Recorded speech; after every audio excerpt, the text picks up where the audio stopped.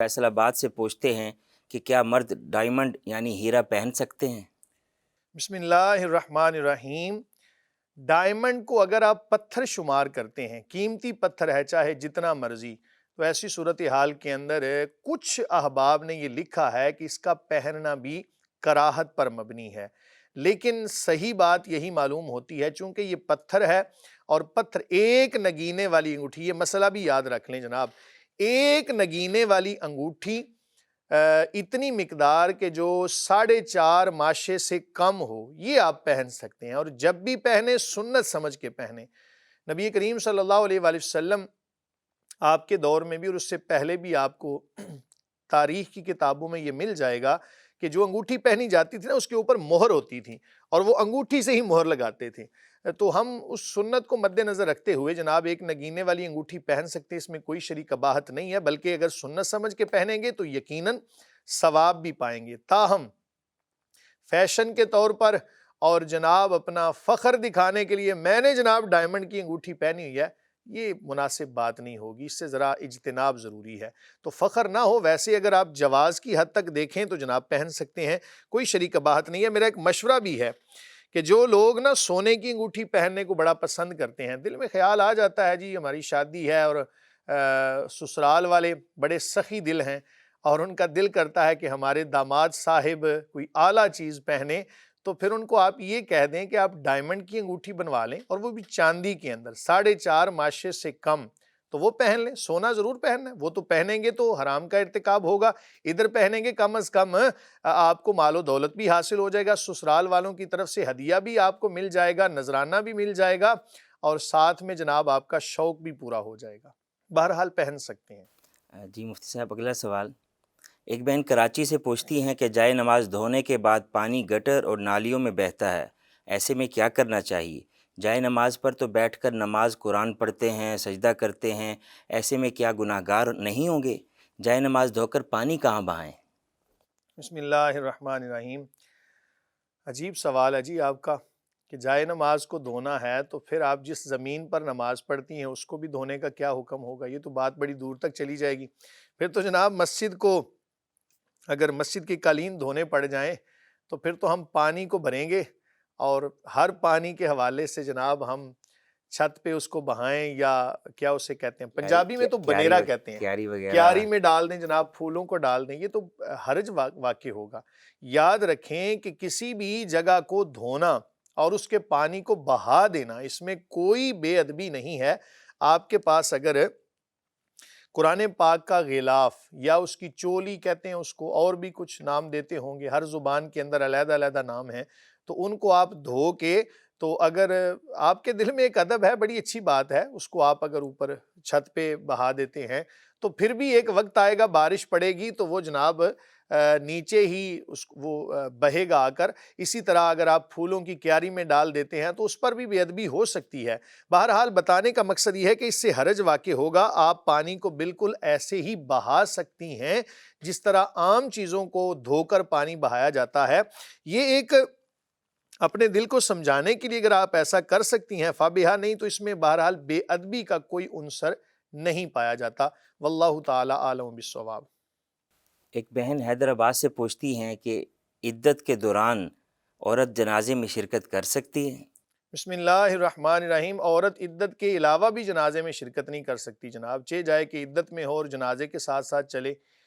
جنازہ مرد ہی اٹھاتے ہیں اور مردوں کو ہی نماز جنازہ پڑھنے کا حکم ہے، اور خواتین اگر ساتھ جائیں، مرد و زن کا اختلاط ہو تو یہ بہت عجیب بات ہوگی، ناجائز ہوگا، درست نہیں ہوگا۔ اس لیے خاتون کے لیے لازم ہے جناب کہ جب اس کا خاوند فوت ہو جائے یا وہ طلاق کی عدت کے اندر ہو تو اپنے آپ کو گھر میں رکھے، اب گھر سے باہر نہ نکلے، اپنے آپ کو گھر میں روکے رکھے گی۔ اس کے اندر بہت زیادہ اس کے حوالے سے اس کی پوری زندگی کے لیے نا یہ ایام جو ہیں یہ ایک دھبے کا کام بھی کر سکتے ہیں اگر ان کو غلط طریقے سے گزارے گی، اور اگر ان کو اچھے طریقے سے گزارے گی تو اس کی پاک دامنی کا سب سے بڑا ثبوت یہ ایام بنیں گے۔ اس لیے جب کسی کا خامن فوت ہو جائے یا طلاق کی عدت ہو، اس کو جناب گھر کے اندر گزاریں اور بالکل بلا عذر شرعی گھر سے باہر نہ نکلیں۔ ہمارے ہاں عذر بھی چھوٹے چھوٹے پائے جاتے ہیں، ہم ان کو سمجھتے ہیں کہ شاید یہ عذر شرعی ہے۔ یہ کہنا جی میں فلاں کی تیمارداری کے لیے جا رہی تھی، میرا جناب بھائی جو ہے وہ اتنی دیر کے بعد آیا تھا تو فلاں گھر میں تھا، میں اس کو ملنے کے لیے جا، یہ تمام تر معاملات یہ بہانے بنانا چھوڑ دیں۔ جب شریعت کا حکم ہو تو اسی کو فالو کریں۔ ہم عذر اس کو کہتے ہیں، یہ مسئلہ بھی اپنے ذہنوں میں بٹھا لیں، عذر اس کو کہا جاتا ہے کہ جب یا تو جان جانے کا خدشہ ہو یا کسی عضو کے کٹ جانے کا یا اس قدر نقصان کا اندیشہ ہو کہ مال ضائع ہونے کا خدشہ ہے، تو ایسی صورتحال کے اندر اس کو عذر کہا جاتا ہے۔ ایویں فضول میں عذر نہ بنا لیا کریں جناب، اس سے پرہیز کریں، اپنے گھروں میں رہیں۔ جنازے کے اندر خاتون کا شرکت کرنا جائز نہیں مفتی ہے۔ صاحب، گھر کی بعض عورتیں اگر ضد کریں کہ ہم نے جنازہ پڑھنا ہی ہے تو پردے میں کسی الگ جگہ پہ ان کی لائن بنا دی جائے اور نماز جنازہ پڑھنے کی اجازت نماز دے دی جائے۔ جنازہ مرد ہی پڑھیں گے۔ جب یہ حکم واضح ہے تو اب آپ مزید اگر ہم اس کے اندر جزیات نکالیں گے نا تو بہت ساری خرابیاں بھی آئیں گی۔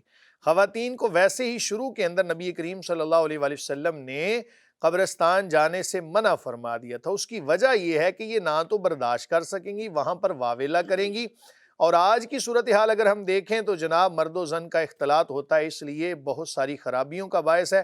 خاتون خاتون ہی ہے، خاتون عورت ہے، عورت عورت ہے۔ یہ لفظ عورت میں اس لیے ذکر کر رہا ہوں کہ چھپانے کی چیز ہے، اس کو حتی الامکان چھپایا جائے۔